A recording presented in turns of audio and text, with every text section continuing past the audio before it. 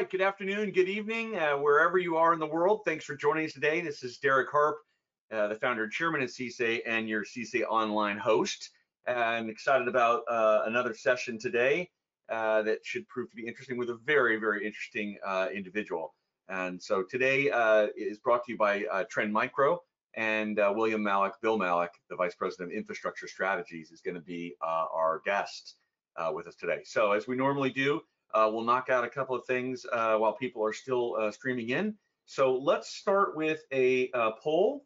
And if you have heard me, talk about this before, you know that this is research, and it is. We are always gathering information where, we write an annual report, and we're looking to have more informational outputs next year. And so this is one of the opportunities of our platform, is to gather data from all of you and sort of analyze it and then repurpose that and share that with everybody as we go. And so this question is sort of pertains to our topic today, and you can answer more than one question. We haven't done that before, so in this one you can answer provide more than one answer to this question. It's not a choose only one kind of option. So I'm glad I remembered to tell you that in case you want to select another one. So let's see, we got some more coming in. Thank you. It looks like more and more people coming in every second as far as attendance as well. I'm giving this just an extra second because I'm curious to see, especially with the multi-answering. Let's see where this comes out. All right, that's a minute, so let's go ahead and close it out and share it, and let's take a look at the results. So please select all the attack vectors you've experienced in ICS OT incidents disrupting operations. And so there we go. The clear winner: malware through removable media or maintenance devices, but some pretty good contenders there with other vectors, including internet connected. So thank you very much. That is awesome results there, and we can put that in the research bank. If you haven't attended before, CSA is a 501c6. We are a nonprofit workforce development association with two goals: bring more people into the workforce. We know that cybersecurity in general is short quite a few people professionally around the world. And when you look inside the control system related industries, it's even worse. To find people that are truly conversant, knowledgeable in both control related systems and in cybersecurity begins to narrow the field even further. So we exist to, in one part, bring more people into that workforce, but then the other one is to support all of you that are in that. There's all sorts of needs. And one of those is around continuing education, which we address. Another one is sort of what I call bridge building, which is getting people on the same page, using some of the same vocabularies, building trust. And sometimes I'm talking about within the same company. And we know there's a lot of dysfunction out there, and that's not the way forward. I know why it exists. I don't think you will wave a magic wand and suddenly it goes away, but it does exist. And we want to make great inroads in that. And we see that as one of our roles that we can play as a nonprofit workforce development and support association. We've grown a lot. In fact, our growth rate has picked up significantly again in the last 6 months. We have had over 22,000 signups around the world, and we have chapter formation from mature to fledgling in over 110 cities around the world, and a lot of activity, and a lot of people eager to emerge from hopefully this worldwide pandemic situation and get back to chapter meetings, which is what was going on in many cities before the pandemic. So at any rate, there's a lot going on, and we welcome everyone. This is, I want to just pause and thank all the partners that joined us just this year. We are entering an exciting phase for CSA where we can do more because we're being supported more. And these companies have joined us this year, and Mandiant being the very latest partner, Mandiant and Trend Micro, I'm sorry, they came in the same week, recent partners, and we're doing events today and on December 1st with both of them. So we're really excited, just jumping right in and getting involved in our efforts. And they fit into this network of partners that are supporting us. And this is important. This is how we get it done. So if you know someone at these companies, I always like to say, send them an email right now and just say, hey, thanks for supporting the workforce and for CSA. This is how we get it done. This is how we operate, and where our opportunities to add more program and more features and benefits for you. This is where it comes from. For the most part, we have another growing revenue source, which I'll talk about. We will issue CEU or continuing education unit certificates today, like we normally do. If you don't get it, tomorrow, please let us know. You can always contact us now or in the future with any questions around this at ce@cs2ai.org. But you should automatically get it if you've been active for at least an hour. We do look for that. There's been questions sometimes, I attended, why didn't I get a CEU certificate? Well, we do actually look through the data, and if you were in and out in 5 minutes, I'm sorry, you don't get one. But if you were active for at least an hour, we'll send you your credit gladly. So member benefits are increasing. We're working hard for 2022 to have some new things, ones we've already been working on. And so those will start to show up. Those sort of at the bottom. The one that a couple that I want to point out is social events, the mentorship program, and CEO on demand. And those are going to be, those are ones we're working on as we speak. The number one benefit that people think of is the on-demand library of all the recordings going back to 2018. So sessions like today are free for our 22,000 associate members. We want anyone to come who needs the educational content and the opportunity to meet with peers and have experience shares. We don't want money to be between that happening. However, we do have a paid level of membership, which I'll flip back to that grid in a minute. And that is a growing source of financial support for the nonprofit. And so the first benefit that's been the longest standing one and is obviously a significant one is an on-demand library of all these recordings. And there are a lot of them. So the ones that are emerging though, the mentorship program, to be mentor matched or be a mentee, to be matched with a mentor, you have to be a global member. That's one of the benefits. It is taking effort and time and some investment to put the program together. And so we're looking for that to be one of the differentiations for global membership. So I'm hoping here at the end of the year that people join us and become a global member. We think it's going to be, it's going to be an exciting year. There's obviously more capabilities with more partners, and I have some of our advisory board and fellows and other senior leaders in the industry already volunteering to be mentors in the Mentor Match program. So that's something to get the ball rolling and get signed up for. And then CEUs on demand, we will be giving an opportunity for global members to access special versions of the recordings and be able to sort of prove that they did review them and watch them and get their CEU certificate all from the on-demand opportunity. So if you've got a couple of CEUs you need to support a certificate or a certification that you hold, we want to give you that ability to just do that at the time that you need to. If that's 2 in the morning for you, we want to support you. And as always, students and educators get a huge discount on membership. That's our way of giving to that part of our community, which is a very active participant in across all of our activities. About 7 or 8% are students and educators. And so that is only $39 for the whole year. All the same benefits as the global membership. It is a global membership. It's just discounted for students and educators. And we have some 3-year bundles and lifetime memberships, which people have started to buy that just give you some savings. So the podcast, the CC podcast, been in the works for, I hate to say, more than a year. It is live, and we have dropped, I think, 9 episodes. In fact, this week we sort of changed the order, and we dropped one that I got to do with Bill Malik, our speaker today, really only a week or so ago. So these are their personal stories. These are what did they do? What decisions did they make along the way to get where they are today? And so it's insightful, it's interesting. For some of you that are maybe making career choices, there are some definite gold nugget ideas on things you could choose to do. And so it's available on all the networks. You can launch or leap to all the episodes off of our podcast page, which is cc.org/podcast, and it's navigable from our main nav. But you'll find these also on iTunes and Stitcher and other places as well. And there's a whole bunch of recorded sessions that are in the queue. So we'll be dropping 1 a week, and I'd love to hear from you about the value. Any kind of critical feedback, I'll take it. Maybe I can make them better. And I'm really excited about this project, and would love to hear from you.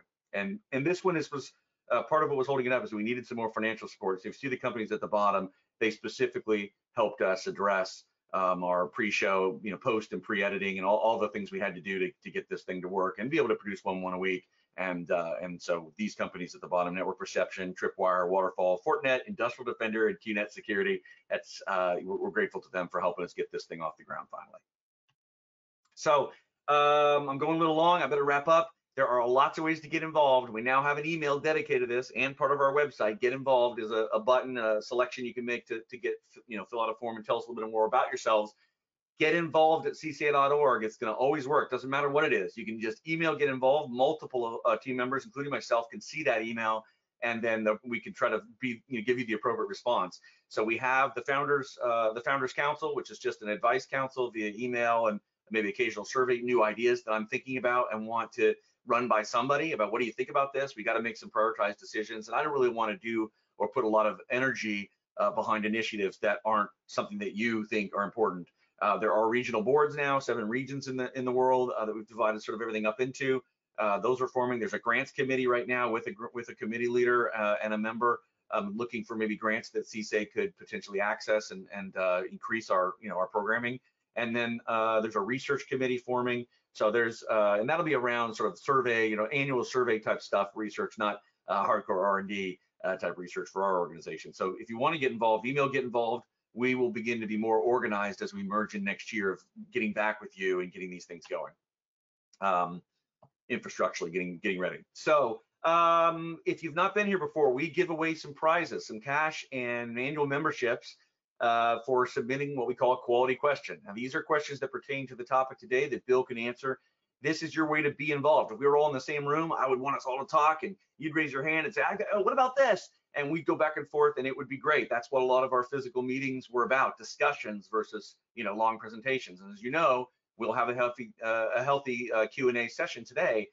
Submit those questions early, get them in all throughout the presentation. At the end, you can still ask questions later. We just can't enter you in the prize wheel because we do that between the prepared commentary and the question and answer session. You could ask other questions, by the way, about membership and things like that. Our whole team is online. We'd be glad to answer any question you have, but to enter in the prize drawing is in fact about asking a question today about today's topic that everybody can benefit from. So with no further ado, I'd like to introduce Bill Malik. Bill is the President for Infrastructure Strategies at Trend Micro. And he is, if you've had a chance to take a look, Bill, go ahead and turn on your camera and microphone. If you've had a chance to look at his background, it is impressive. He has been at a wide variety of companies that we all recognize in just really interesting roles. He's a super well-rounded person. Besides being an analyst and a speaker, he's a former programmer that still likes to have his hand in that more on the fun side than for commercial purposes. He's a father, grandfather. He's an explorer of ideas. He's a chef. He's a wine connoisseur. And I even heard he was once upon a time a DJ. So at this point, I will turn it over to Bill Malik. Thank you very much, Derek. This is an honor to be here and to join your team. So let me begin by saying what we're going to be discussing today. So the first thing I wanted to say was I want to become a mentor. I'll talk with you, Derek, about how to do that. That's an extraordinarily important activity. I wouldn't have gotten where I am without mentorship, without the guidance and counsel and feedback from trusted folks who are senior in the industry. So let me talk a little bit about who I am and why we're doing this. I've been in IT, as Derek pointed out, 46 years now. Started as a COBOL programmer, went to IBM and worked on OS development for the MVS mainframe. Left there after 12 years and joined Gartner, where I ran the Information Security Strategies group and also the Application Integration and Middleware group. Subsequent to that, I was for a while a senior director with KPMG, acting as an enterprise architect, particularly for information security and identity management. Became CTO of an identity management company called Waveset, and it was the predecessor group of what is now SailPoint. Served as an independent consultant for a number of years and joined Trend Micro about 4.5 years ago. My job there is to talk about information security and related topics to raise awareness and to help people sort out what they are and are not doing that may or may not improve their posture. So as for the presentation, we're going to go through 4 main areas. First, we're going to talk about what smart factories are. A lot of time people say smart factories and stop there, like smart devices, everybody knows what they are. Well, it turns out there are a significant number of smart factory styles, and we'll hone in on the one. This is not paid announcement, but it turns out that the IBM model is the one that will adhere to, although the Japan model is inspiring. Then we'll take a look at, within that framework of ideas, we'll take a look at known attacks.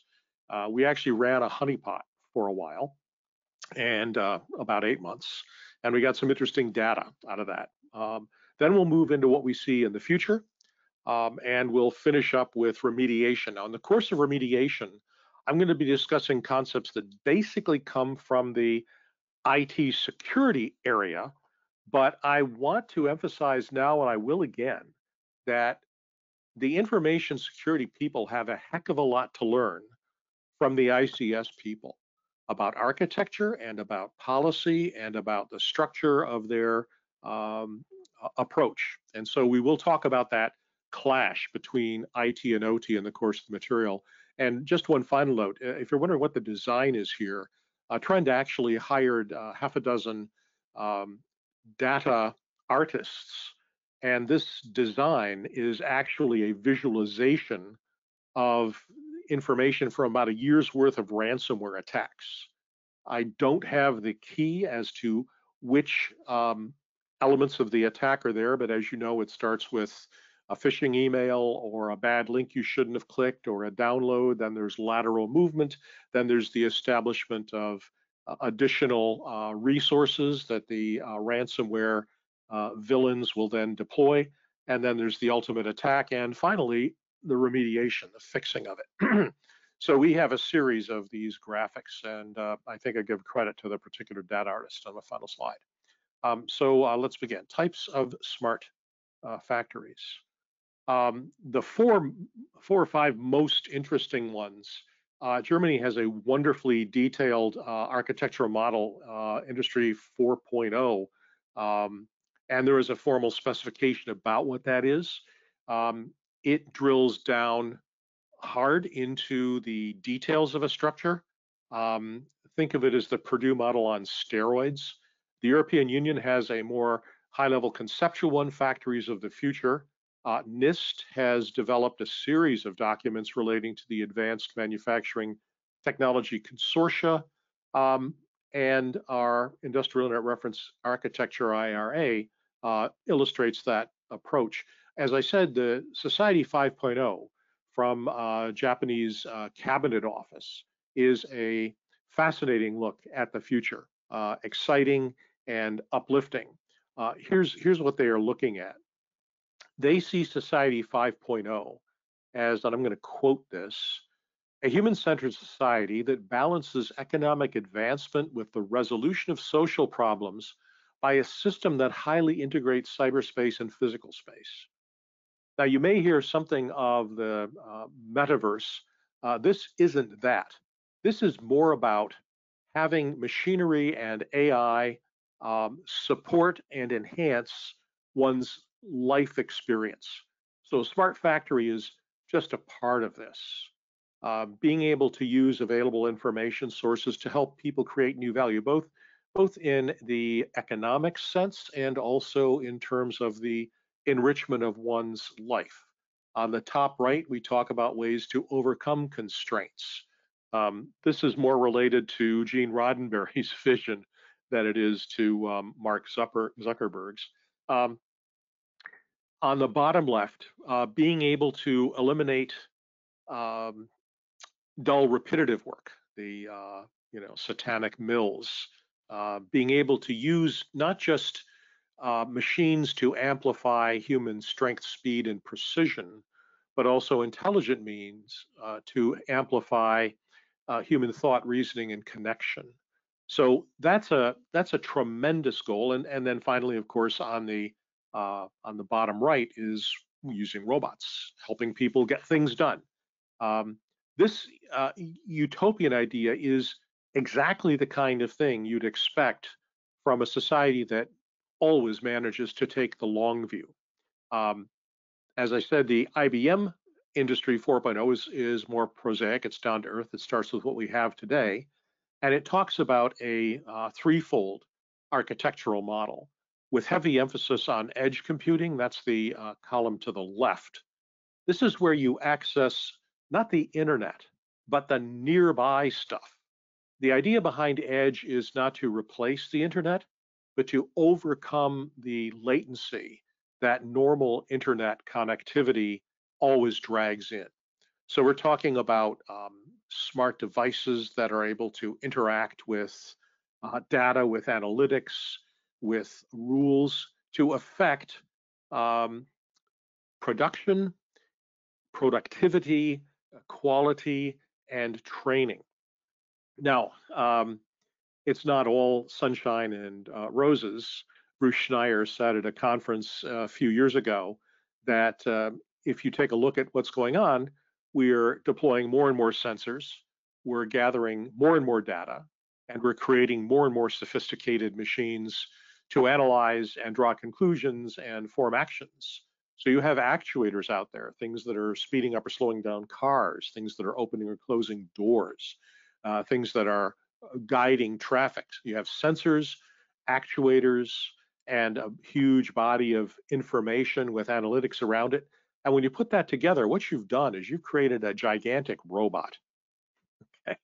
Now the question is, how much thought have we given to securing the content of that robotic infrastructure? And the answer is not a whole lot, and that is a real vulnerability. So we'll be talking about security large issues, but we'll be talking about very specific detailed security issues. Just bear that in mind. On the right-hand side, we have the plant, call that the ICS domain, and the enterprise, which would be more characterized as the IT domain, and they're communicating directly through local or hybrid cloud. And the goal here is to optimize production, to minimize side effects such as environmental impact, to make sure that we're observing the health and safety of the people doing the work and the community in which this work context is embedded. The addition of edge means that you can have subsets of the information from this enterprise made available selectively to other enterprises. Now, my mind immediately says, well, that's great because that means we'll be able to share information about attacks and so on. And that's the whole notion of the ISACs, the Information Sharing and Analysis Centers, where people can bring together data about what kind of threats are going on. But in a much larger sense, we're talking about keys to productivity. Once upon a time, an online reservation system was a unique competitive advantage. American Airlines Sabre system was a world beater. Initially, it was travel agents and American Airlines personnel who could use it to book flights, but then they broadened it and allowed people to book their own flights. Now, an airline that does not have an online reservation system is woefully behind and has a huge hill to climb. It's a barrier to entry. So what was once a competitive differentiator has slipped back into being part of the context.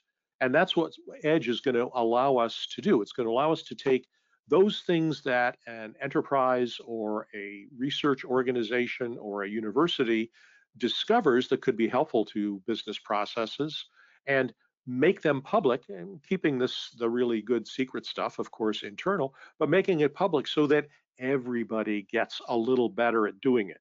You find a way to sequester carbon that itself is less impactful on your manufacturing or supply chain or distribution or consumption, then why not make that thing public after you've launched the press release and gotten a seat at Davos and all of that good stuff. So it's the IBM architectural model that we'll talk about. And what I want to point out here, particularly for the purposes of this discussion, is the vast attack surface that we're talking about. And although it's not shown here specifically, on the right-hand side, along with the enterprise, we have the employees of the enterprise who will be, to a large extent, working outside of the bounds of the traditional organization. People working from home. At first, we thought that was going to be a temporary dislocation and that people would be coming back to the office. Well, they're not. 70% of the people are working from home. They have for white collar people are working from home. They have for the last 5 months. The number was a little bit higher, but every indication is that it's not going to drop very far below that. Organizations that are insisting that their entire workforce is returned to the office are finding considerable pushback and, in fact, are seeing their employees leave for a more congenial work environment. That's a good thing for the overall stock of human happiness. I'm thinking of Nepal, is it, or Bhutan, that has that wonderful index of happiness as opposed to gross domestic product that they use to track their success as a society. Well, what we're looking at here, though, the flip side is that now, as I'm working from home, my entire home network is an extension of the enterprise's network.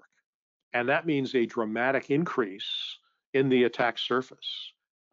Just as an aside, yesterday, Trend Micro started its Austin Pwn to Own event. This is a 3-day contest for talented individuals to see if they can crack into various things. It started yesterday. It's continuing through tomorrow. There are significant prizes, 5-figure awards for people who come up with the greatest hacks. And we've seen successful attacks against home routers. That's the most often attack point. But the diversity and density of smart or more than dumb, let's say, programmable devices in the home is dramatically increasing with the shift to work at home, and that is dramatically increasing the threat surface. So with that as background, let's talk about some known attacks.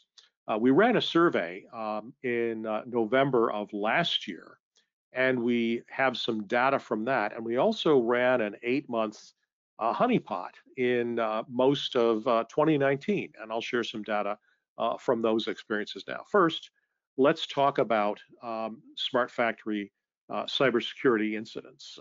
With a survey of 500 individuals, have you experienced a cybersecurity incident in your smart factory? Nearly 2/3 said yes. Have you had an incident that stopped production? And of the 306 that did, 3/4 of those found production interrupted by cybersecurity. And for the ones that answered this question, how long was it out? 2/5 said it was more than 4 days. So we're seeing a decreasing population. That's why the numbers don't seem to line up. 500 folks asked the first question, 228 asked the last one.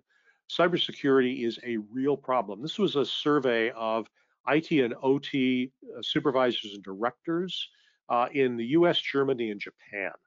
We do have splits in the report. The document is publicly available, showing how things vary by country. But I'm dealing with the summaries here so you get a context for what we're seeing as overall.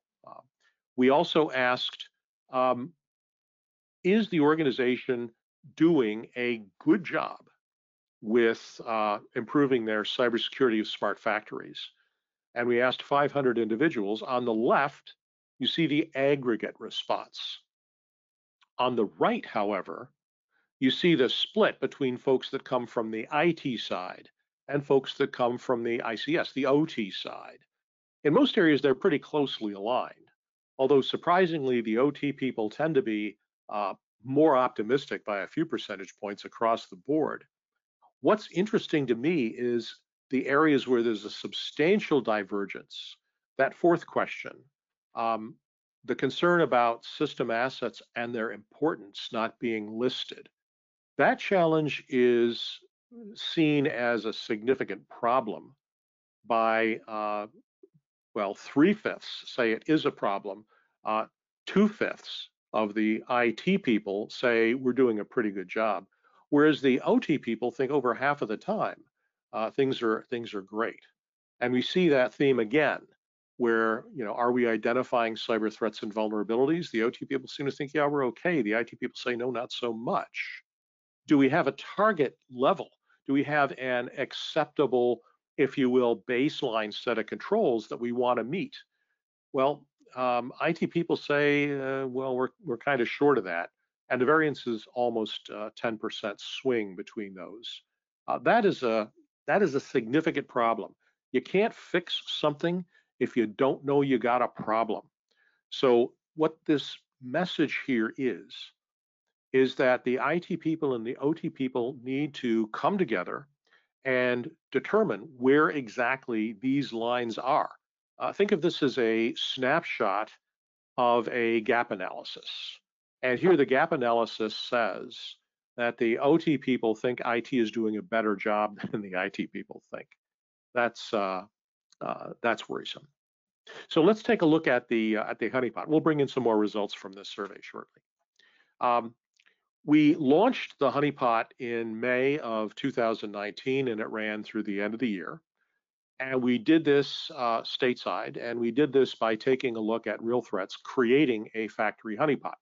Say, oh, well, okay, so you put out something there and you see who takes a look at it. Well, it turns out that first part, putting out something there, is a non-trivial exercise. We wanted to make this thing look real, which means we had to fool both people and machine intelligence. That would say, oh, okay, this is no good. Because if you go out to a Shodan and search for the tag honeypot in Shodan, you're going to find there's a lot of them. There's over 4,000 running. So Shodan looks at exposed ICS devices and is able to say, okay, this just doesn't seem right. We're not going to consider this a real environment. So this is legitimate. This is what detected. It knows that it's a honeypot because some of the settings are just not normal.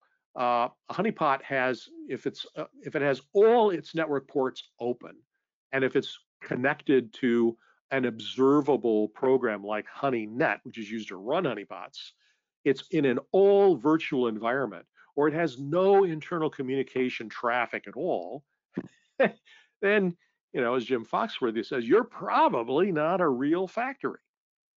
So what we did within Trend was we built a real factory. This is the configuration. Some of it's running in virtual machines, but some of it is actual physical devices.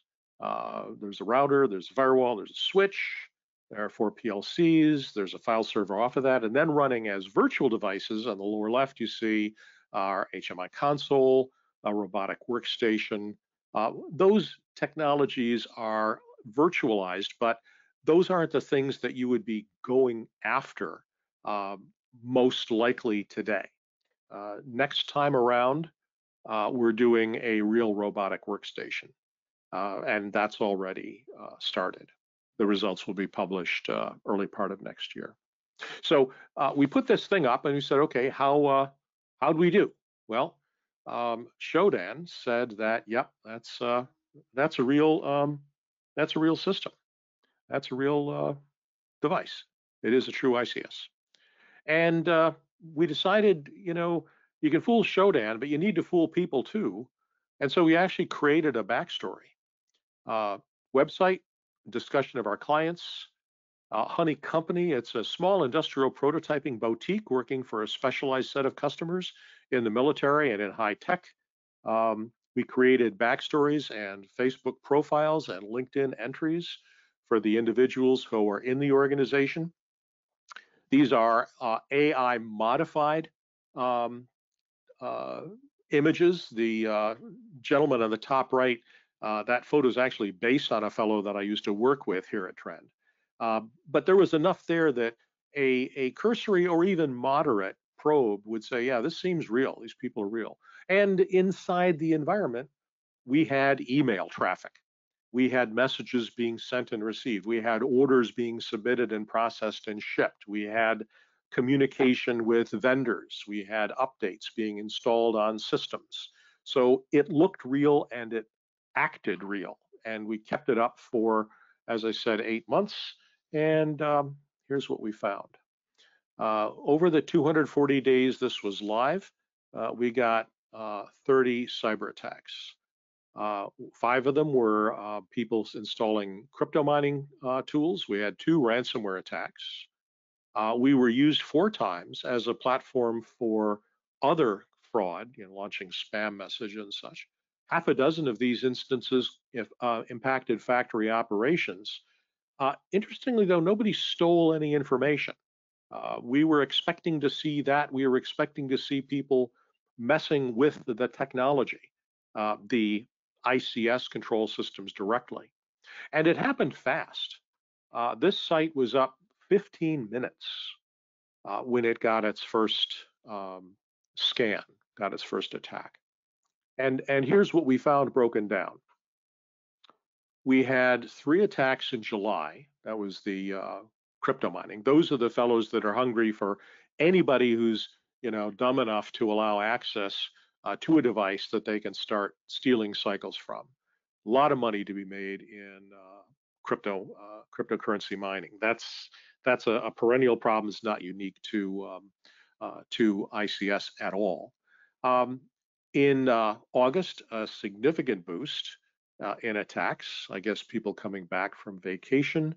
We actually had 2 instances where you'll see on the top right in the beginning of November, we got a note from a hacker who called us to say, "Hey guys, your system's not secure." It was like, "Oh my gosh, we'll have to do something about that. Thanks for the call." But here are the ones that actually impacted operations. In August, towards the end of the month, we had an attack that shut down the system. We had instances of ransomware in September and October. And in December, we had people dinking with the HMI settings. We did have the ransomware attacks encrypting data. They screwed up the PLC logic file. We had full backups, and so we were able to reinstantiate the environment. So we were able and ready and looking for this kind of stuff. But we can conclude definitively that even if the attacker isn't aiming at the factory, they can mess up the factory. Now, sometimes it's self-inflicted. Of course, in Colonial Pipeline, the ransomware attack did not hit their OT systems, but the concern in the organization was that these attacks could have spread into the physical infrastructure and caused lasting damage. This is why they shut them down until they could get rid of the attack. This is the kind of work that we're doing, and we are continuing to do this kind of work. These are the events that took place last year. These links are live. Risk and countermeasures in production, industrial robot vulnerabilities. I'll speak about that more. The vulnerabilities associated with gateways, protocol translation devices. There are so many independent vendor-specific protocols that when you wire up a factory, and nobody does this with one brand of equipment, you always have multiple vendors. So you need protocol converters. Well, these devices have a significant amount of horsepower. Their full-time job is translation, and they don't do an awful lot in terms of securing themselves. So unfortunately, they become a rather tempting attack point to intercept and modify messages and so on. And the research that we published in August of last year talks about how that's going. I like the name Lost in Translation, a tip of the hat to our research teams in Japan. And then the report on the Honeypot, which I just summarized. So let's take a look at what's going on in the future. The research against automation software tells us that programming languages used for industrial robots are a real ripe and tempting target. Here's the problem. None of these manufacturers has millions of devices in the field. 6 figures maybe, 5 figures certainly, but not 7. What that means is if you are a third-party software vendor and you want to build technology to do something, let's say static code analysis, to get rid of logic errors, typical examples, reading past the end of the file, going past the end of a buffer, indexing beyond the end of a table. There are static code analysis tools that will tell you you really want to watch out for this, but none of those tools are made available to the creators of the languages list here, AS and Carl and KRL and Alpha and so on. They don't have third-party products because there's no market. You sell these things that are not hugely expensive, and if your market cap is 50,000, that's a big number. How much are you going to make after going to the trouble of handling a specific language? Well, not enough. So there are no tools there. But that in itself isn't the big problem. The big problem is that these languages are extraordinarily powerful. Um, you can access file systems, you can create directories, you can read data from a file, and that file can be internet connected. You can do call by name, and that name can be an external reference. And you can access external data, read and write from these devices. And with the absence of any kind of inherent security controls, any rules in the language saying, we're not going to allow you to read this without an explicit permission of some kind, it means that these are extraordinarily powerful and relatively easy to hack environments. What's worse, let's say you're a company and you're using one of these technologies and you come up with a really cool way of aligning the component and then performing the finishing on the piece. Well, that's going to be 500, 1,000, 1,500 lines of the code in this particular language. It's not Perl. It's this customized language for this particular robotic device. Well, you're going to share that. And there are users groups for all of these technologies. And the users groups share their goods. Back in the early days, when I was a programmer, before I joined IBM, we had a group called SHARE, it's still around, Society to Help Eliminate Redundant Effort, SHARE. It was for IBM users, and they passed around code that would make life easier for other programmers. You got a quick way to, say, format a packed decimal number so it prints out as a check with a $sign. Yeah, we can all write that code using a high-level language. It may only be one or two statements, but why not just put out a routine, call it a macro, subroutine? Code sharing's been around almost as long as code has been around, and it's going on here. And so you have repositories. They may be in GitHub, but often these things are independently set up through the users groups of these technologies. And there's not a whole heck of a lot of governance on those. A bad actor could insert a backdoor into some of these routines. They could modify them to allow side effects. This is the particular area that I'm concerned about, the file and directory access. With that kind of stuff, you can go to a lot of places. You can change the state of the machine. You can cause it to do things. You can make big changes to causing the device to go way out kilter. You can make small changes to cause the device to, jump forward, to cause the device to just simply misrepresent what it's doing. You can change the parameters of execution, looking at the third of the four columns. Read and execute from code from a long way away. There's no permissions involved blocking this, and the external communication area I've already discussed. Now, stepping back to a slightly higher level, here are the difficulties when attempting to apply information security principles to the factory environment. The first thing is IT systems tend not to have very long lives. In fact, most IT at this point can't even be depreciated because according to FASB rules, if the equipment loses all its value within 5 years, you can't depreciate it. It's not a capital investment. It is just an expense. It has no value, so you just throw it out, which means we have 3 to 5 year equipment life cycles. We go through refreshes fairly frequently. Few people in IT are using professionally the laptops that were standard issue 5 or 10 years ago. But if you go inside a factory, 10 years is not a long time. Could be 15. You go into remote IoT environments, it could be 20 years or 25 years. When you look at some particular class of equipment, this is not specifically factory, but in healthcare, the gear that's used in a hospital has to be certified in the US by the Food and Drug Administration. And the software load for that is part of that certification. The certification process takes 5 to 7 years. And if you change the software, you lose that certificate of use. So when you go to the hospital, a technology that is taking care of you is running 6-year-old software.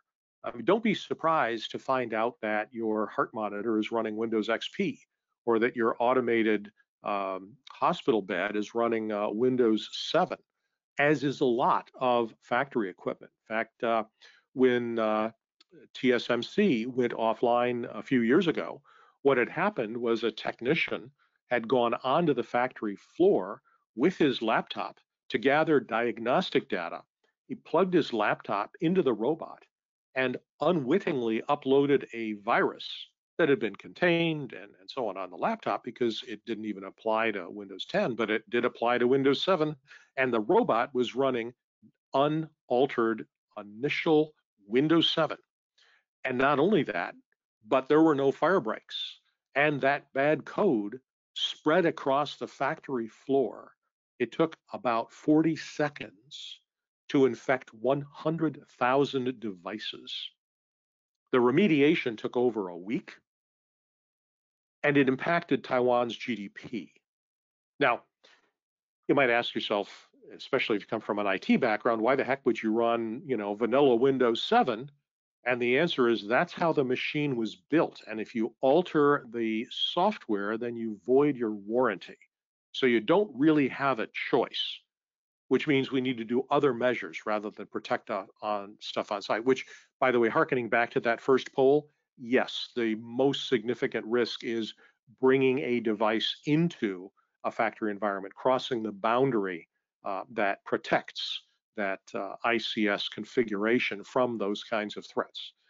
Similarly, IT systems have narrow operating parameters, humidity, temperature, and so on. Factories, far away, not that. In the IT environment, data is the one and only thing that is of concern. Now, the basic rule of IT security is data shall not be lost or altered or inadvertently disclosed. The way we encapsulate that is there's an acronym CIA. It stands for confidentiality, integrity, and availability. Availability comes last. And in this case, when they're talking about availability in an IT environment, they mean the availability of the data, presuming a running process. If the whole system's down, yeah, the availability is a problem, but the issue is, what can we do to get the system back up? Whereas in a factory environment, the availability of the underlying service, not the data specifically, but the underlying service must be preserved. As an example of the difference between those, I like to consider an escalator in a store, in a shop. If you are on an escalator and it breaks, it doesn't just tumble everybody every which way. It doesn't just lose control and then roll down. No, a well-designed escalator, when it breaks, slows and comes to a stop. And even though it's not working, it's still useful as a stairway. That's industrial safety. That's ICS security. Preserve the availability of the underlying service, even if the technology is offline. Again, in the IT theory, that's, do we need to, can we restart it? No, it's my pacemaker. You're not going to restart it. Thank you very much. You're not going to suspend operations while it runs some sort of an internal diagnostic. That's not the way ICS environments work. Now, having said that, some of the newer chip designers are coming out with technology that is bimodal. They have a special secure partition in which runs a processor and memory and network connectivity devoted to security issues. So the right hand of the device is doing what it's doing, monitoring the pressure in the line. The left hand of the device is generating logs as necessary, creating digital signatures, analyzing incoming messages, encrypting or decrypting traffic as needed. Those bimodal devices, however, are of no value to the ICS environment until they're incorporated into products which externalize those interfaces, so you can write code that would in fact handle encrypted messages, deal with a public key infrastructure, maintain the integrity of logs outside. Today, most of that work, to the extent that is done through safety systems, which means out of band. So in the IT environment, we talk about security by design as a goal. In the ICS environment, it's about productivity. And this important philosophical difference must be understood by both sides to have a meaningful conversation about securing IT. And the trend is not good. Factories are getting smarter, and as they do, the attack surface will grow. And I'm not just talking about the home office as an attack surface through which IoT can get in. I mean the factory itself. The bad actors are looking for money. They don't know a lot about OT yet, but the internet, it turns out, is a pretty good way to go learn. And as in this environment, as in so many others, there are a few hundred really talented, malicious individuals who come up with these attacks, but there is an entire supply chain. You can rent ransomware. You kick back, what, 20, 30% to the vendor who gave you the ransomware. You give them the target and some credentials, and they'll launch the attack, and they'll send you your 70 or 80%. And they're looking for an easy way to access, maybe it's intellectual property or cash or what have you. And so they're going to go after the enterprise. They're going to try to attack resources through cloud. They're going to go after individuals who are outside of the enterprise boundary. And they are beginning to sniff around digital automation controls, software-based environments that are connected to the internet. Sometimes the vendor wants to be able to get in and apply a patch. And so the tooling itself that you have protected in its secure environment is in fact running around on the internet without much clothing on. And you want to do something about that as well. And we'll take a look at that when we discuss remediation. How do we fix it? Well, it's not just real-time detection. We're going to talk about correct design and architecture. You want to categorically exclude certain classes of problems from arising. So how do we do that?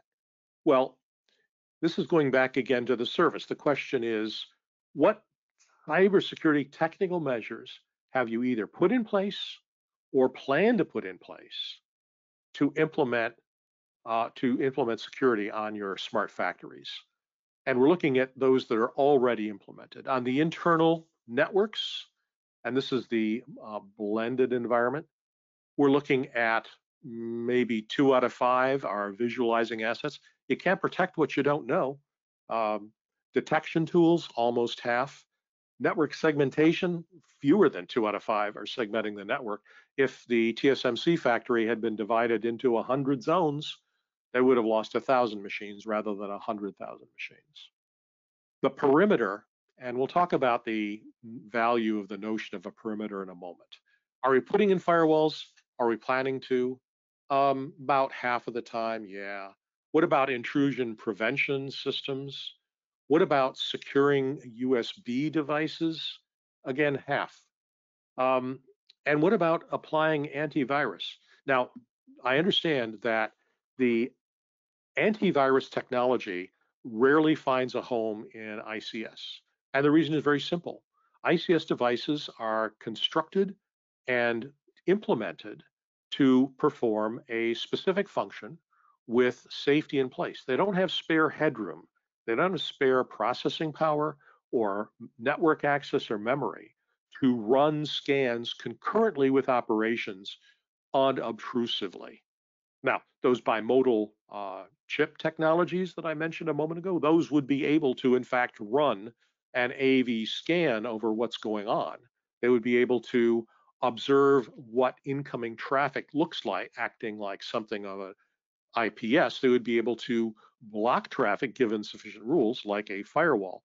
You're probably not going to create a rule set for a device, but creating a network segment and having a rule set over what kinds of traffic is allowed within it and what kinds of traffic is allowed to escape from it, that makes an awful lot of sense.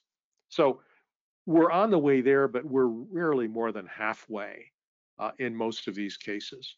And now what I'd like to do is introduce a concept that is not very well understood in the ICS environment, but it's coming on rather fast in the IT environment. And that's the notion of zero trust. Now, the name is confusing. In fact, when I first heard it, I was put off as well. Obviously, it's not zero trust. What it means is verify, then trust. You do not presume something is trusted by merely saying, oh, it's here. The fact that a process or an individual is on a segment of the network does not necessarily mean that they should be there. It does not mean by any means that they should have access to everything that that segment connects with.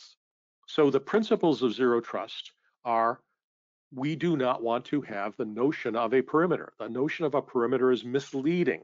And in fact, the illustration to the right is a painting of Joshua at the Battle of Jericho.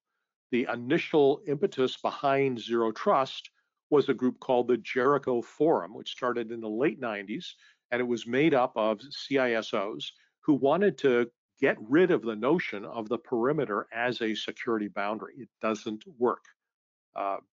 Hackers attacking the Pentagon's system commented that it was kind of like a Tootsie Roll Pop. It was hard and crunchy on the outside, but soft and chewy on the inside. We want to get rid of that. We want to protect what needs to be protected where it is. So Zero Trust says, don't assume there's a perimeter, whether it's the cloud or your own devices. We are going to have a source of trust, and you have to appear to that source of trust. And there has to be a context of identity management. I have to have a system to which I can refer saying, is this really Bill? Should he really be here? Is the system he's asking for really something he should get? Is the service he's trying to run, is the process he's attempting to invoke, are those things that he has been permitted to allow? Do we need to take an interrupt and go see if he's allowed to use those things? Well, that's a decision that your identity management system should be able to support. But you assume minimal need to know. You assume that we're going to authenticate everybody, and for critical tasks, we're going to use multi-factor authentication. Now, there was a bit of a kerfuffle when one of the vendors that provides a multi-factor authentication capability said, this is much better than an SMS message or a phone call. Yeah, that's probably true, but an SMS message or a phone call is a heck of a lot better than an 8-character password with some of the letters replaced by numbers, okay? So the goal behind Zero Trust is you force individuals and processes to authenticate themselves, you verify them, then you trust them, you track what they're doing, and you enforce separation of duties among those environments. That's what Zero Trust is. And it is entirely applicable to ICS environments. It is entirely applicable to any kind of silicone-based life that we have for use. So again, why is smart factory security hard? Well, some of the systems can't be patched. They're not patchable. The devices don't have AV on board, and they never will, not till we get to a new generation of technologies. Unfortunately, there's still a dependence on the notion of a perimeter. Segmentation can resolve some of that, but there has to be a balance. You don't want to segment the network so much that now, instead of worrying about a flat network with easy traversal, you're worried about managing 10,000 security profiles for every zone. The harshness of the environment excludes certain traditional IT technologies from even playing in that world. The fact that there are conflicting architectural mandates, the notion of safety and security that's core to ICS is unfamiliar to people that are looking at the confidentiality, integrity, and availability dogma. So those have to be surmounted. You can take a look at the traffic on the network without slowing the network down. You can look for indications of compromise without slowing down the actual process of your critical systems. You can secure access to your safety systems without rendering them or disabling them from performing their tasks. And the global deployment, meaning you have to go somewhere to put this stuff, and sometimes somewhere you want to go to may be a hydroelectric power plant deep in the jungles of the island of Java, and you don't have a data center nearby. So there are real significant things. My favorite example of the dispersal of IoT, the most remote and hard to repair IoT device is the Voyager spacecraft, which is now over 20 billion kilometers away it takes a message 19 hours, 20 hours to get there. So if you wanted to set up an SSH link, that would be a 6-day process just to establish the handshake. So not only that, but they're down to half power, down to 240 watts. They only have about a quarter of a MIPS of processing capacity, and that's among 3 processors. And I think they've got about a third of a meg of storage on board. So it's a real remote device. It hasn't been modified in over 40 years, and it's still ticking. Way to go. And here's hoping the Hubble comes back. So what do we do if we want to collaborate? Well, the figures here show the answers to the following questions. What departments should be involved? Both IT and OT. Yes. But where do you actually see it? Out of 500 people, only 12%. That's 1 in 8 actually have IT and OT collaborating to develop their security environment. Now, most organizations have a habit of being siloed. We've got to figure out a way to break down. In this case, this is one of those perimeters that we really need to figure out how to bust. You got to find some man or woman in your organization who knows IT security, but is also capable of going jaw to jaw with somebody from the OT side. They do exist. They're extremely valuable. Again, this survey was run in the last quarter of last year. And what we find is that where you do collaborate, you get stronger results. And here's a proof point for that. What measures have you or plan you to implement? When IT and OT work together, 2/3 say they're going to do a firewall. That's a win. That's good news. Nearly the same amount say we're going to do an intrusion prevention system. We're going to do a better job of protecting USBs. The only place where a non-collaborative environment doesn't measure up is in the notion of backup. And that's interesting because the IT people will tell you, you got to take backups and you got to take them off and you got to check them out. Well, yeah, that's all true. But most IT people who take backups regularly do it because they suffered a bad thing go wrong, usually in their personal environment, often because they forgot to check that the backup had properly been stored and was recoverable before they sent the machine back to, well, let's not get morose, but I'm having flashback. The point is that you need to do these things, and when you work together, network segmentation, my gosh, barely more than 1 in 3 do that when they're not collaborating. More than half work on segmenting the network and you work together. We make each other stronger working together. Collaboration can improve cyber resilience, which is improving defense and shortening recovery time. So here's what you need to do. I want you to find an IT person you can talk with and figure out how to segment the network. I want you to monitor your safety systems and consider out of band where possible and look at your network traffic non-disruptively, looking for indications of compromise, messages that have no business being on your network. I want you to take a look at your supply chain, not just the gear, not just the hardware, but the software. For that code that you develop in-house, what are you getting off of shared resources? For those critical software patches that you install as part of running your normal operation, ask your vendor how they verify that that stuff's clean. And for those robots that are using shared code segments from user groups, how do you know that stuff's good? Somebody's going to have to take a look at that. And yeah, well, we're not the biggest person in the environment. We're not going to be the likely target. Everybody is a likely target. It's not like the bad guys go through a list, a back issue of Forbes to say, what's the biggest factory we can hit? They go through back issues of Forbes and say, let's get a list of all the factories and hit as many of them as we can. Now, where it's possible, upgrade OT to newer technologies. Push your vendors to, give you a hand here. Now, some of this is probably going to take regulatory action. Hopefully, it won't end up with lawsuits where We shed the dysfunctional approach that says, as of today, anybody who's using a personal computer or a smartphone is a hobbyist, right? It's caveat emptor. There is no warranty.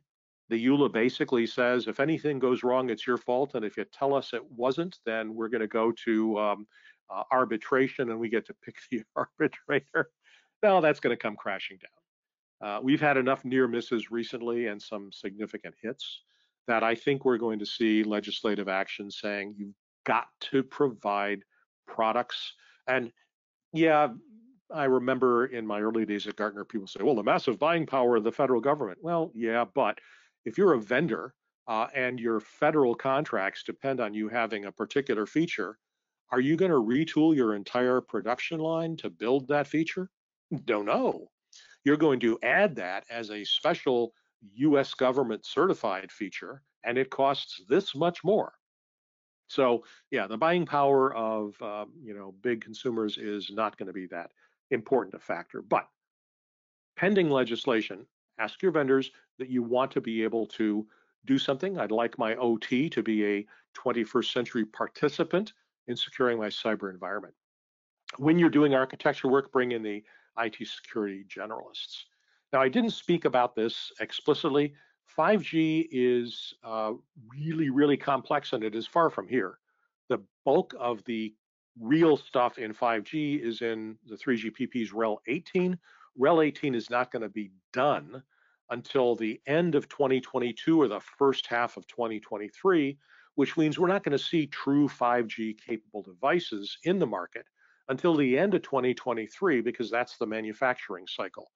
Yeah, you'll see some folks saying my stuff's 5G based on a current specification as it is commonly understood, but that's going to get us into the same problem we had a number of years ago when there was a delay in the construction of Wi-Fi, and for a while we had 3 incompatible Wi-Fi standards.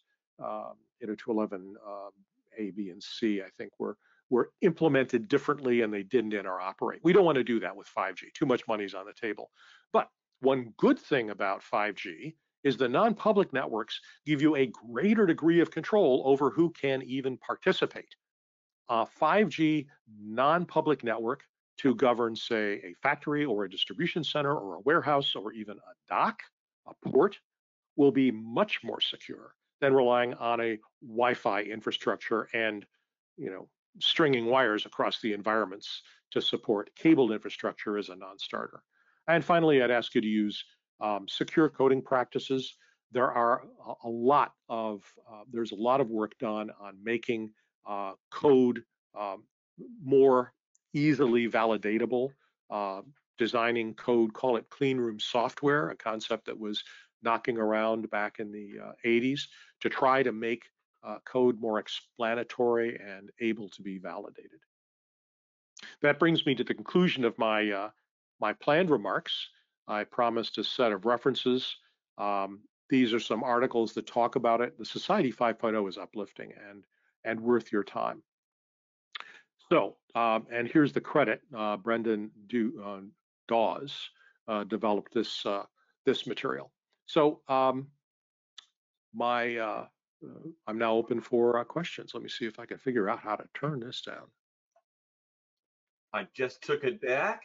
And let's see. I've got my slide up. So all those references, Bill, perhaps you and I could create just a short blog article. You shared so much amazing stuff, and sort of share all those references. We could post it, let everybody know that it's there, since there's just a whole host of sort of interesting and valuable links there. I'm happy to. Let me know what I can do to help. Okay, great. We can try about afterwards. All right, so let's take some time we've got left and dive into some of the Q&A. And as I normally do, I'll circulate some questions or some slides to just advertise some things coming up, things to remind everybody about while we're doing that. So thank you, Bill. I think this marks sort of the end of entering questions in the contest.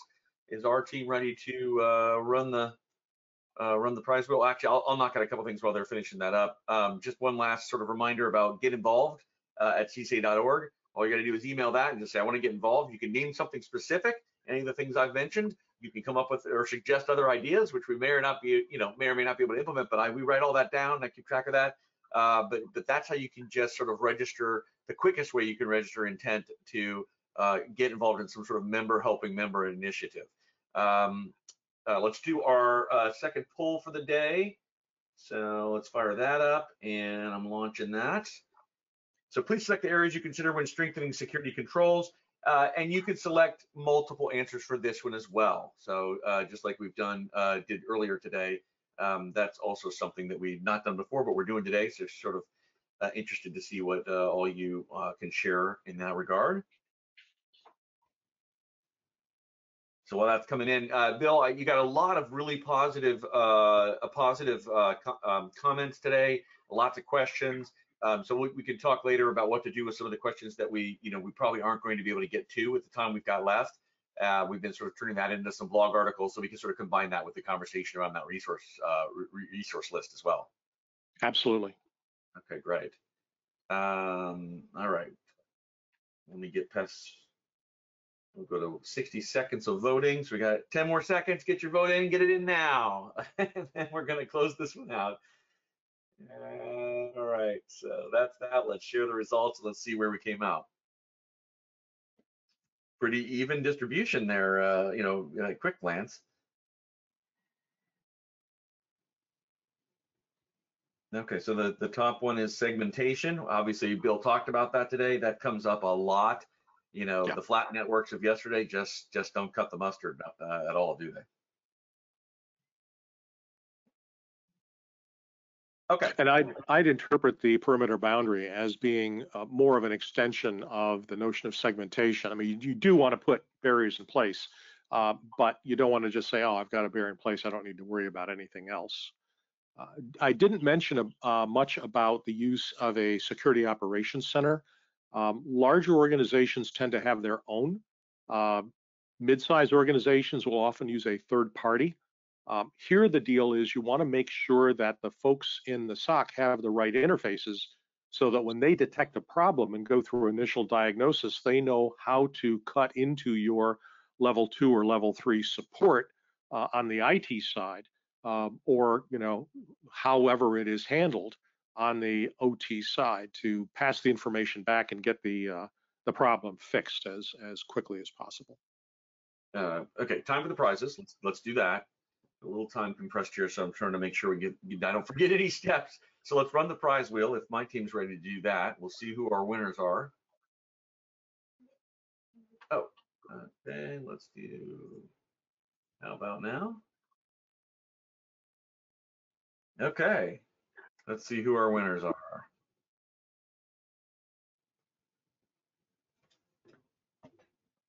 Okay, first winner, Lakashmi P. Okay, second winner. All right, Samir K. And just to remind everybody, we got quite a few more questions entered, but we are starting sort of a practice of every 6 months resetting the pool. And so previous winners were not entering their name. So these are new people who've not accessed questions. Some of our regulars, you guys ask questions all the time, which of course we're super excited and grateful for your level of participation. And our third winner, Sabara Yudu D. Congratulations to our 3 winners of some small cash prizes and memberships. We welcome you to Global Membership CSA. If you happen to already have one, which this comes up, we just extend you by a year and give you an extra year of paid level of membership. So thanks again, everybody, for submitting questions today. Those of you that were entered in the prize wheel and those of you that weren't. All right. Okay. So Bill, let's see here. There was a lot of different, a lot of dialogue. So some of this stuff was questions and some of it was dialogue. We've shared a link to the report because people asked about that. If you didn't see that, I think it's either in chat or it will be in chat shortly. To the Trend Micro report that Bill referenced today. A lot of great sort of data and findings in there, I thought. One question just about the honey. There's some questions about the honeypots in general. One was the honeypot used a high interactive or low interactive honeypot? I'm not sure what the distinction would be in this case. We simply set up an environment that appeared to have a moderate level of activity in it, left some ports open, and then just monitored who came in. Yeah, I think I know the individual that asked that question. Maybe if you want to elaborate on that, I'll look for down below a new entry on that. Maybe another couple of words might key something in there if it's known today.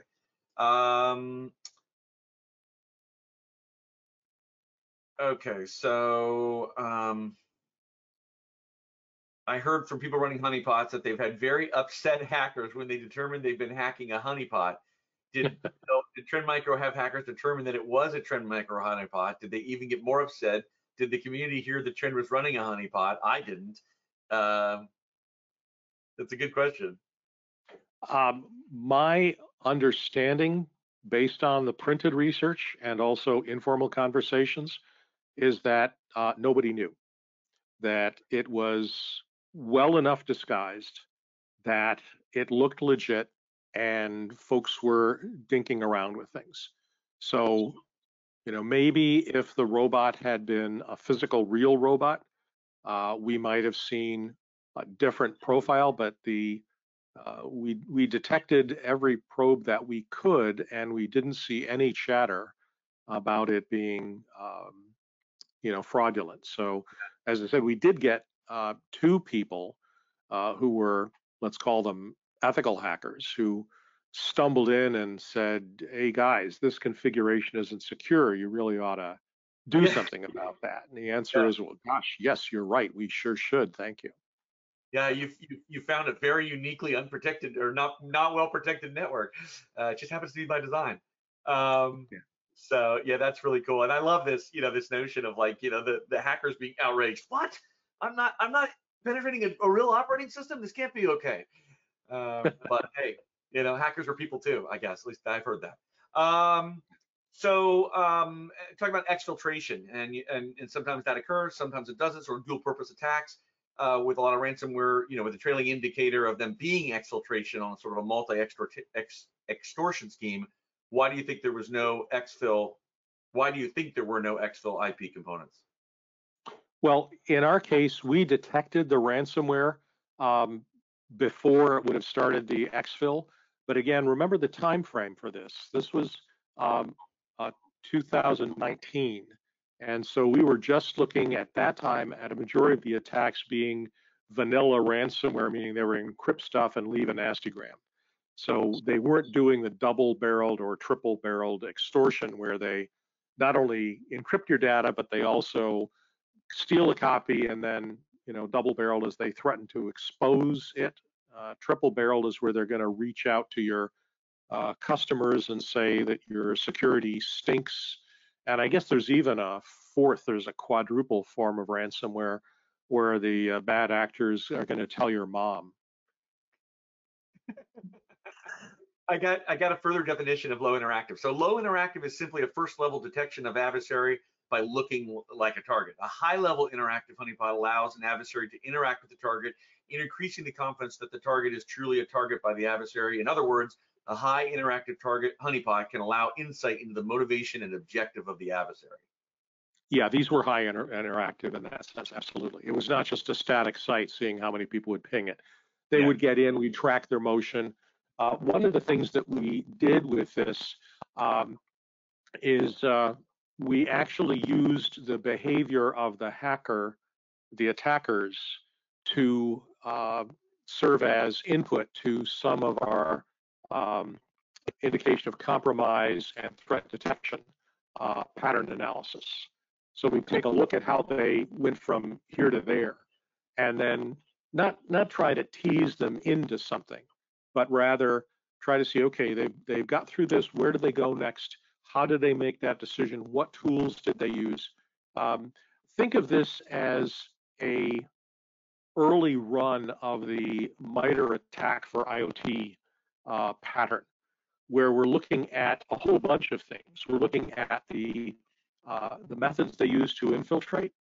We're looking at the specific techniques that they used once inside to download additional tools, to establish a beachhead, to identify critical things to attack. So we got more than just, oh, somebody rang the doorbell, put another tick in the spreadsheet. Yeah. Boy, you got a lot of just, or what I would say comments, not necessarily questions, and so I'm sort of sifting through all those. Here's an interesting one. Do any smart factories depend on their landlords for any of their security, or is it typically, well, so then you're saying air gapped. I'm not sure in this context, but I understand what they're saying. Is there any dependency on the landlord outside of providing basic tenant services like keeping the lights on, et cetera? No. Smart factory installations are the creation of the entity running the factory. Now, they will use third parties in some cases, but it's not. I know of no companies that build smart factories and provide a level of security along with the lease. I think you're basically given the keys to the facility, and then it's up to you to configure it. So I'd say no, we didn't see any of that kind of activity. Again, software warranties being what they are, you would most definitely want to take ownership and be entirely responsible for the security configuration of your smart factory. You wouldn't turn over anything substantive, and I don't mean that in a flat dollar figure, but as a percentage of likely growth in revenue. You would not want to turn anything significant as a factory over to a third party and say, please secure this for me. It just doesn't work that way. Yeah. Here's an interesting sort of comment / question. It's about remote, the rise of the remote workers, and some of them are accessing these networks, and what you're seeing in regards to which multiplies the attack surface. What are you seeing as far as managing or sort of extending these security practices and policies and things to include remote workers into smart factory environments? Or are you seeing people just saying to whatever degree they can, just locking that down? I'm not suggesting this, but is anybody saying we're just not going to do that? I don't know. More and more. I don't know if that's even possible. But what is the reaction to that remote workers, which has been blown up obviously in the last year and a half, and probably to some degree we're going to have a higher quotient of remote workers going forward, I would guess, what I'm reading in the market permanently. Yeah, absolutely. I agree completely with that. We do see more and more remote work. We do see the trend, even for blue collar. Some obviously have to be on site to pave the road, but a lot of the architectural work, a lot of the design work, a lot of the supply work, a lot of the provisioning work, that stuff is being done remotely. Yeah, there'll still be a trailer on the build site, but the people in the trailer will be working to a significant amount remotely. It gives them a greater reach. It gives the business greater leverage. It can run 3 sites if you're, the build master for them. And so what organizations doing with regard to security is they are providing their workers with access to tools. In some cases, they're helping folks design their configuration. Some organizations are even going farther and providing training so that the employee can not only do their professional job for that particular enterprise better, but also just make the home more secure.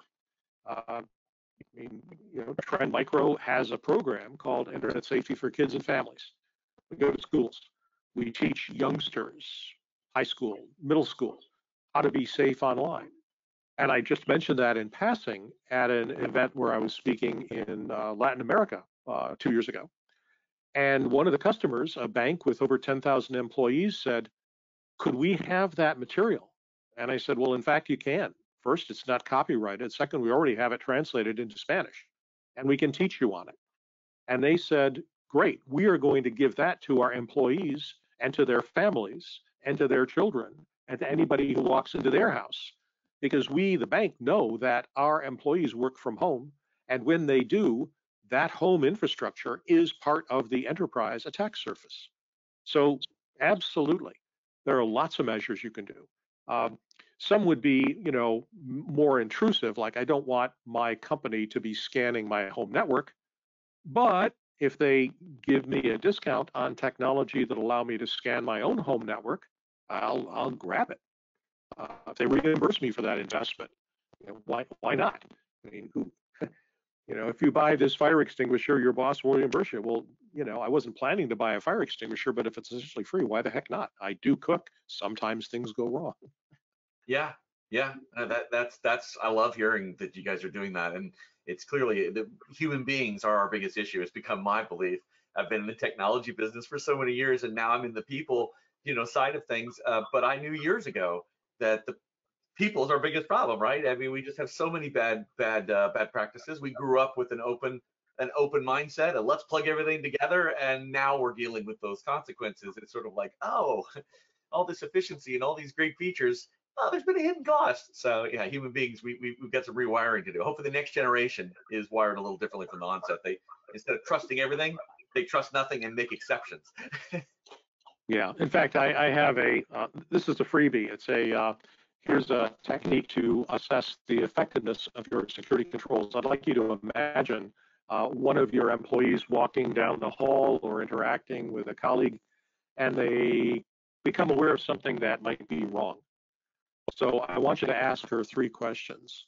First is, would they know if it's wrong or not? Secondly, would they choose to report it? And then third, if they were to pick up the phone, would they know who to call, right? So what I'm asking is there fundamental awareness of what good security is?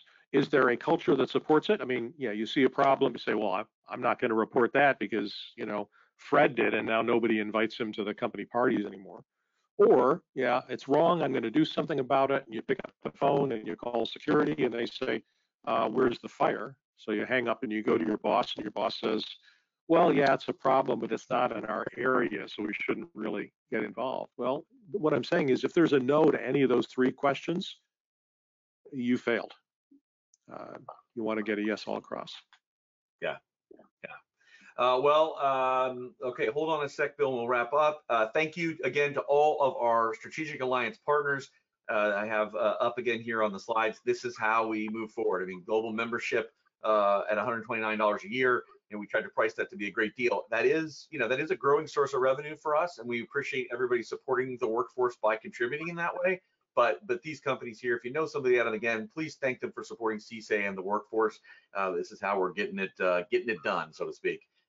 We have 2 great events coming up, and one of them is our larger size symposiums. As we've done 3 of those, and they've been very successful. A lot more work goes into those, a lot more effort on everybody's part, partners and CSA staff.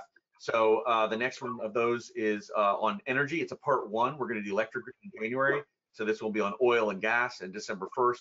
And it's got a ton of different speakers and content and value. And then before that, basically right before Thanksgiving, I think our last one before Thanksgiving here in the United States will be one with network perception and some great panel approach, which we haven't done a panel in a while. I'm excited to do another panel event. So please register for those events, and we'd like to see you there. So again, thank you, Bill. We'll share all the questions. There are more, and there's some really interesting ones. So we'll talk after this and share those with you. Thank you for your time and today, but also your career. I mean, you've been working on cybersecurity for longer than most say they have, and from a societal standpoint, thanks for doing that too. My pleasure, Derek, and I look forward to working with you and the team again. Thanks. You bet. All right, everybody, we're wrapping up. Please feel free to follow, connect to me on LinkedIn. Let me just in the message reference today's seminar and how we met. If we'd been in the same room, we certainly would have met, and I wish we had been. But I welcome you to the link on LinkedIn and follow me on Twitter. I'll try to keep information flowing there as well about CSA and about various events and good news tidbits that I run across that other people have produced. We're trying to sort of make sure those are curated and sent out. You can also now download a social media PDF in the handout of this session, and it just links to all of our different social media outlets or platforms that you can connect on, trying to make it easier for people to look us up and make those connections when they want to versus hunting all over for those.